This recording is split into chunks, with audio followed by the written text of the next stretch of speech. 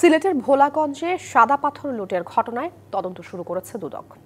পরিবেশ বিধ্বংসী এই কাজে জড়িতদের চিহ্নিত করে ব্যবস্থা নেওয়ার কথা বলছে সংস্থাটি। এছাড়া ৩ সদস্যের তদন্ত কমিটি করেছে জেলা প্রশাসন। পাথর লুটের প্রতিবাদ ও বিচারের দাবিতে মানববন্ধন করেছে পরিবেশবাদী সংগঠন। পাথর আর স্বচ্ছ পানির স্রোতধারার মিতালি সিলেটের ভোলাগঞ্জের পর্যটন কেন্দ্র সাদা পাথর। দৃষ্টিনন্দন সৌন্দর্যে মন প্রাণ জোড়াতে প্রতি বছর এখানে আসে লাখো পর্যটক। কিন্তু গেল 1 বছরে দিনে দুপুরে লুটপাটে প্রায় পাথরহীন কোম্পানিগঞ্জের এই গুরুত্বপূর্ণ পর্যটন এলাকা। সম্প্রতি পাথর লুট চরমে পৌঁছালে উঠে আসে আলোচনায়। তদন্ত কমিটি গঠন করে জেলা প্রশাসন।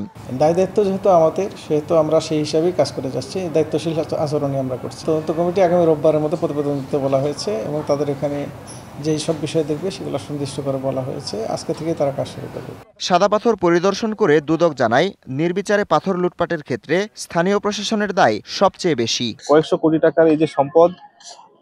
কালার এক্সপার্ট, জর্জ স্যাপ এবং মাইল্ড অন হ্যান্ডস টেকনোলজি সমৃদ্ধ অরিক্স ক্রিস্টাল ওয়াশ আপনার এখান থেকে তুলে নিয়ে যাওয়া হয়েছে, আত্মসাৎ করা হয়েছে।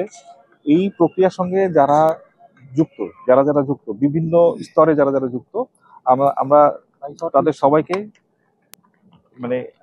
ফাইন্ড আউট করার চেষ্টা করছি। পাথর লুটপাটে যারাই জড়িত থাকুক তাদের বিরুদ্ধে ব্যবস্থা নেওয়ার কথা বলছে দুদক। এনফোর্স শেষে একটা প্রতিবেদন দাখিল করবে। প্রতিবেদনের পাওয়ার প্রেক্ষিতে কমিশনের সিদ্ধান্ত নেবে। কাদের নাম আসবে এই বিষয়টা আসলে ম্যাটার না। প্রতিবেদনে আসে ওই ধরনের কোনো কারো সংশ্লিষ্টতা সবগুলোকেই ধরা হবে।